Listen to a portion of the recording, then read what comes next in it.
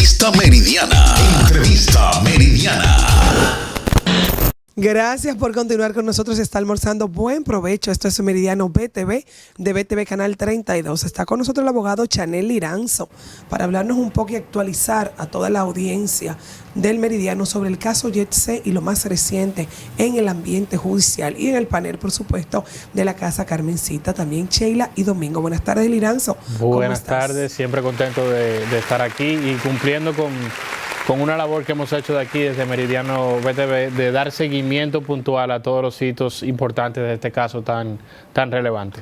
Doctor, sería bueno que le diéramos una visión al público televidente de cuál es el caso en este momento. Ha habido toda una situación de escenario crítico, de cuestionamiento y ya hasta de decisiones judiciales, ¿no? Sí, mira, la hemeroteca no miente y nosotros aquí en este mismo escenario hemos hablado puntualmente de lo que esperábamos que iba a suceder respecto a este asunto y ayer, en el día de ayer, lo que se dio a conocer fue la resolución en la cual se enviaba a juicio a los hermanos Espaillat y se colocaba como tercero civilmente responsable a varias de sus empresas por el tipo penal de homicidio involuntario y también por golpes y heridas de carácter involuntario. Doctor, realmente las cosas fueron sucediendo tal cual usted vaticinó, de acuerdo a su gran expertise en el área jurídica. Entonces, nosotros estamos viendo como la reacción de la gente, ¿verdad? La frustración de mucha gente, como ya es algo que estamos acostumbrados a ver por la naturaleza de la situación y del caso.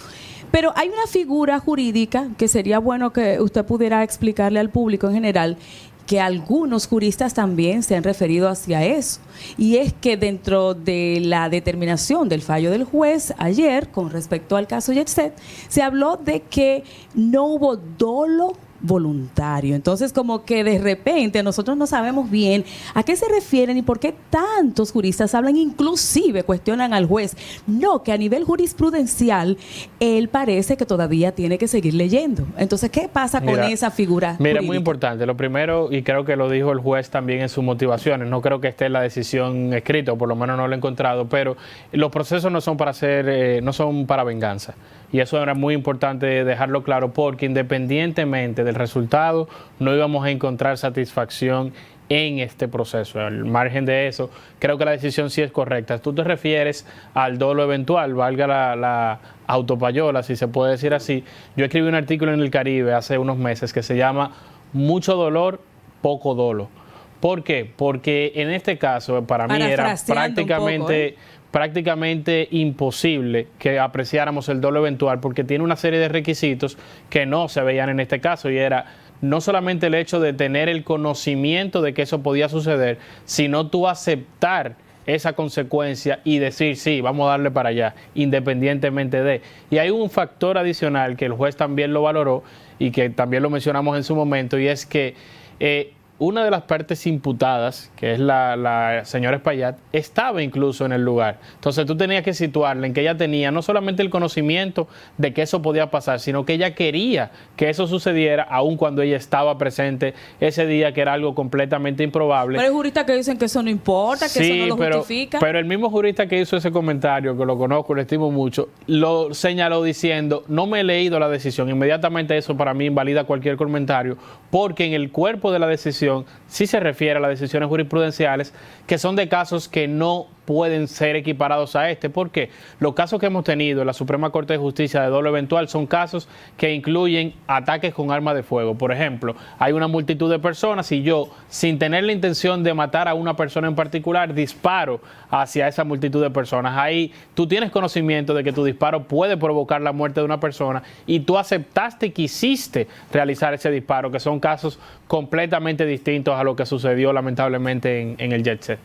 Chanel, este caso, por supuesto, tiene toda la República Dominicana pendiente de él, y yo creo que una de las cosas que la gente más quiere saber es ahora que se van a un juicio de fondo, ¿cuáles podrían ser los posibles resultados? Porque he leído que lo máximo que pueden es sacarle una pena de hasta 2 años. ¿Qué se daría para que eso se dé? Puede ser menos. El tiempo que ha transcurrido va a ser sopesado. ¿Cuáles son los posibles visiones o los posibles vistas o lo que puede suceder en este caso? Mira, voy a empezar de atrás para adelante porque hay mucha preocupación en cuanto a eso último que tú señalas de si hay un tiempo que se va a descontar. No.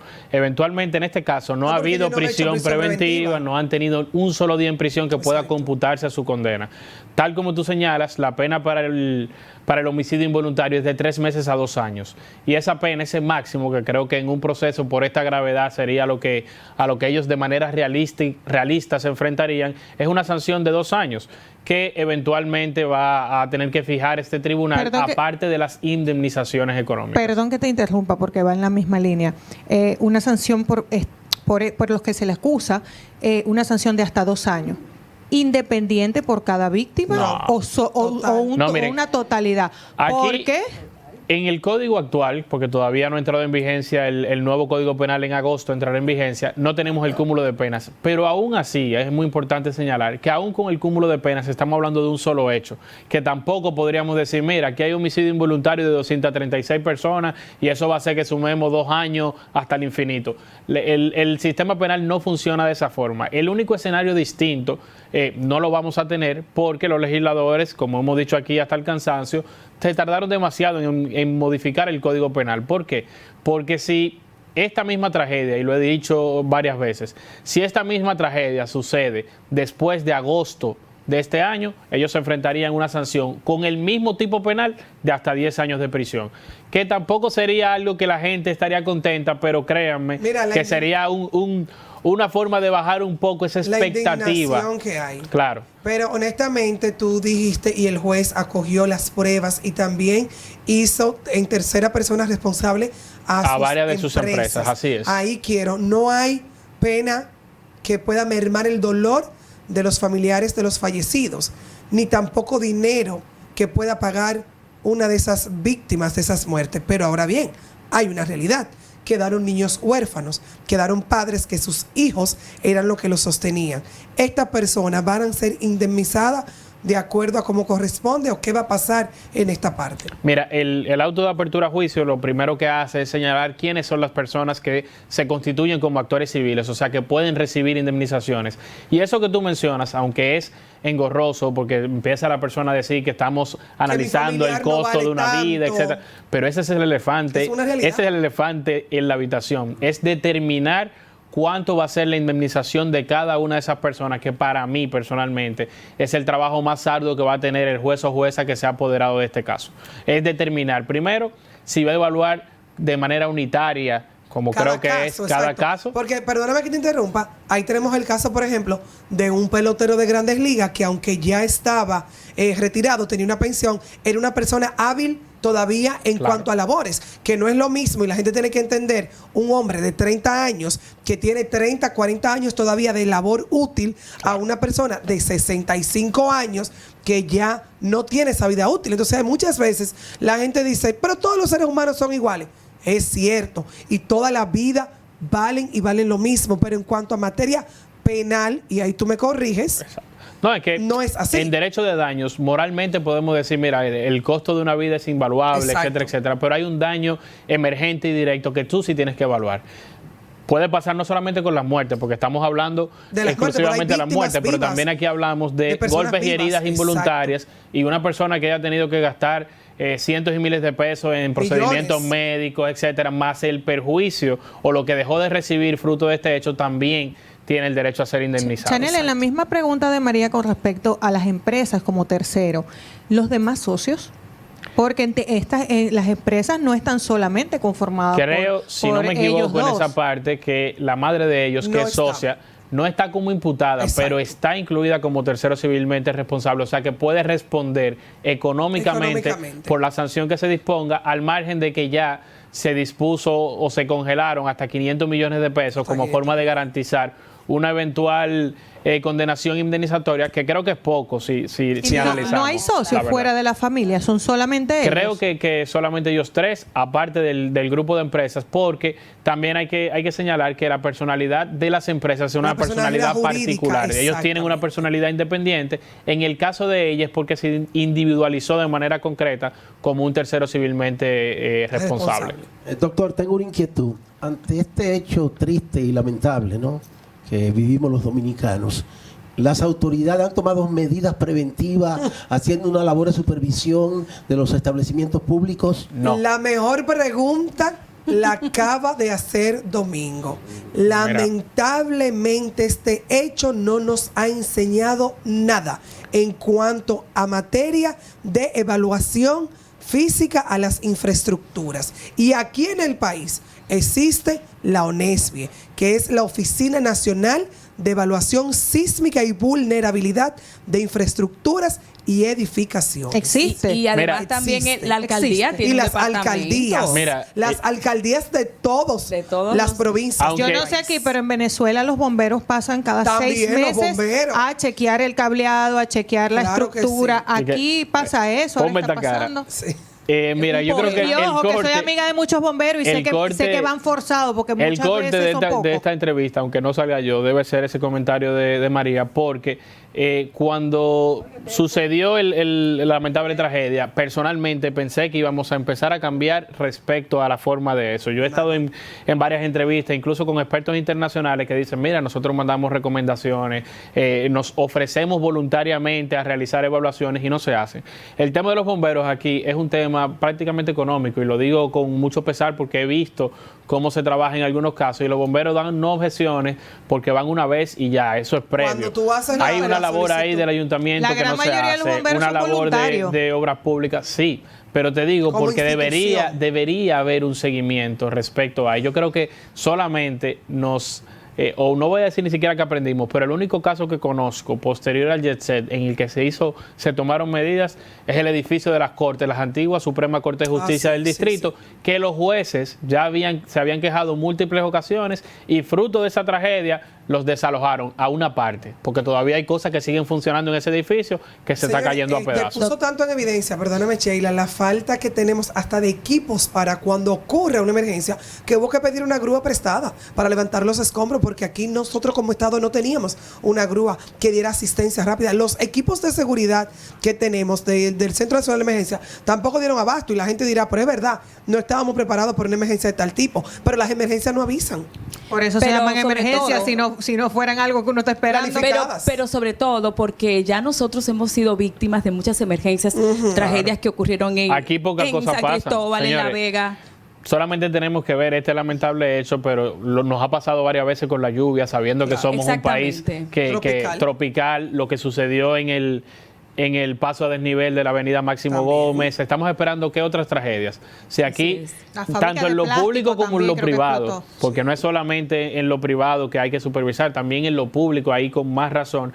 Aquí no se construye con los estándares internacionales, no se construye Aquí no se cumple el respecto a código incendios. código no se hace sísmico nada. de Y las construcción. normas ya están. Ya no hay que están. modificar absolutamente nada. Lo que el gobierno, Darle respondiendo a su seguimiento. pregunta, tiene que Cumplir. hacer su trabajo y ejecutar las Doctor, cosas. y justamente yo quiero hilvanando esas consideraciones. Había una representación y una participación de imputación hacia el Estado Dominicano por el hecho de que también hubo cierta negligencia, por lo menos un viso de negligencia en términos de lo que es la supervisión de ese tipo de infraestructura. Entonces, ¿en qué quedó a nivel jurídico esa parte? ¿Y cómo lograr que justamente de ahí, partiendo de esa tragedia, podamos entonces lograr que estas instituciones participen de manera eficiente en el proceso de supervisión de cada una de las actividades nacionales? Mira, ahí si algo hicieron bien fueron las defensas de esas instituciones que respondieron adecuadamente porque ese no era el foro para reclamarle al Estado. Ok. En el foro penal tú vas a derivar consecuencias penales para los imputados y para terceros que puedan responder en pro de ellos. En este caso, el Estado no tenía esa participación y por eso no fue incluido como tercero civilmente responsable. Ahora bien, todas esas víctimas y todos creo que los ciudadanos dominicanos podemos accionar en contra del Estado respecto a esos hechos en el Tribunal Superior Administrativo porque es un caso de responsabilidad patrimonial del Estado. Eso no se está tomando en cuenta, o sea, no se está Que haciendo. yo sepa, no hay acciones de responsabilidad patrimonial del Estado respecto a ese caso. Chanel, no podemos dejarte ir sin hablar de la condena que ha sido puesta a los militares de la Correcto. cúpula del presidente Danilo Medina. Háblanos un poquito, pon en contexto a toda la ciudadanía que nos ve y nos escucha. escucha, por favor. Mira, sin entrar en consideraciones tan profundas, claro. porque todavía no está la decisión en Así físico es. para leerla, en el día de ayer, o la titulares, madrugada de exacto, hoy, vamos a hablar de los exacto. titulares. Pero ellos estaban motivando y estaba esa Sí. parte sí en vivo. Se dio a conocer decisiones históricas, vamos a decirlo Así así, es. del primer tribunal colegiado, con condenas que van desde los 20, 15, 10 y 5 años en el caso del colaborador que se hizo famoso en su momento por temas de corrupción. Yo creo que hay varios matices importantes. Primero, no recuerdo una condena por corrupción en nuestro país de 20 años. Pues para mí es sin precedentes, no tengo... Pero está dentro del marco legal. Sí, Pero hay gente lo que ha digo robado por más y está libre, sorprendido Chanel. Es que y es como un obviamente precedente. es un precedente importante por lo alto que es. Pero hay gente que ha robado más y está libre. Por eso es un precedente importante. Exacto. Ahora, Chanel, van a apelar hay- ellos ahora, ¿verdad? Claro, esa decisión menos va a una llegar, figura militar, va a ¿no? llegar a tener firmeza cuando se entregue por escrito y a ellos evidentemente van a impugnar esa decisión.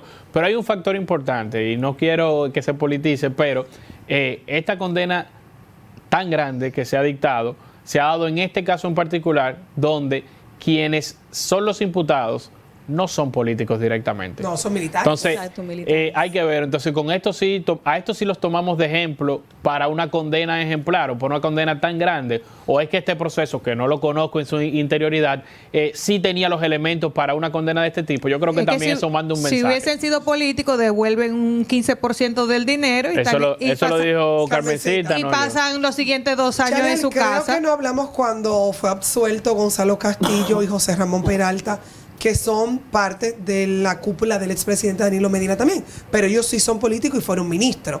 ¿Qué Así opinión te merece a ti como Mira, profesional yo- del derecho?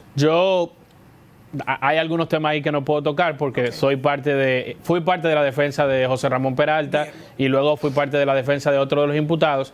Y lo único que puedo decirte respecto a eso es que jurídicamente, respecto a ellos dos, entiendo que la decisión es completamente acertada. Ahí no había nada para sostener probabilidad Pero de la condena. gente cree que no. La Pero es que opinión pública Lo que en pasa es que el general, aparato mediático que tiene Vale, detrás serio. el Ministerio Público, y eso lo dijo en su momento la ex procuradora, Doña Miriam Germán. vende la teoría del caso como prueba. Y la teoría del caso no es prueba. Eso es así. No es lo que yo diga, es lo que se pueda probar en un juicio. Y en este caso, ni Gonzalo Castillo ni José Ramón, y si me empujan mucho, te digo que más personas ahí Porque hay otros casos que están en el tintero. merecieron también recibir un auto de no al lugar. Aquí hay casos, se han dicho, con gente con autoridad pública para expresarse, desde la época de Trujillo, que no se han ejecutado en términos judiciales. Sí, yo creo que hemos avanzado en eso. Ahora, ¿Todavía hay casos en los tribunales de la época de Trujillo? no. No, que no se han presentado. tan largo. Ah, No, eso ya. Tan longevo. No, Pero incluso. espérate, este país que cerrarlo, botar Como la llave. nosotros cambiamos los instrumentos jurídicos, se dio Ok. un plazo de un tiempo Ok. para terminar todos los procesos que habían iniciado. Ok. Entonces, todos esos casos de esa época ya felizmente concluyeron, ¿Y lo de pero aún Balaguer así, sí, Ah, 100%. Todo lo que pasó Pero después hay del año algunos- 2002. Hay algunos casos que todavía no se han desentramado. Sí, la independientemente realidad de- es que, y con la sanción que nosotros tenemos para la duración de los procesos, es que aquí todavía los procesos son demasiado largos, Lentos. demasiado lentos, y eso no produce justicia ni para las víctimas, ni tampoco para los imputados, que están sometidos a procesos que duran 10, 15, 20 años y no hay razón humana para justificar eso. Bueno, Chanel, muchísimas gracias por estar con nosotros. Como siempre, tu sapiencia, tus conocimientos y tu presencia aquí. le hemos Es- sacado bien el jugo Sí, hoy, señor. ¿verdad? Sí. Bueno, Pues voy a cobrar doble la visita. del día de hoy. vamos La a facturita. montar un podcast, María, Chanel y yo. Ellos hablan de en serio y yo meto veneno. Miren, Chanel, tus números de teléfono, tus contactos, tus oficinas, porque hay, Bueno, Esperemos que no lo necesitemos. hay muchísima gente Ya en Carmencita casita. me llama. Hay en mucha todas gente que las- necesita pues una Sí, buena sí. orientación jurídica. Mira, estamos en todas las plataformas sociales, @Chanel Liranzo. Nuestras oficinas presenciales están en Nuevo Centro Segundo Nivel y también nos pueden ver en otros temas en nuestro podcast Actualización Jurídica en YouTube y Spotify. Bueno, vamos a continuar con el programa. Gracias a Chanel, y ustedes no se muevan porque esto continúa sabroso aquí en Meridiano VTV. Sheila, ¿te gustan los deportes? Ay, me encanta. Atento, que ahora viene el segmento de Juan Frank Krawinkel. Entrevista Meridiana. Entrevista Meridiana.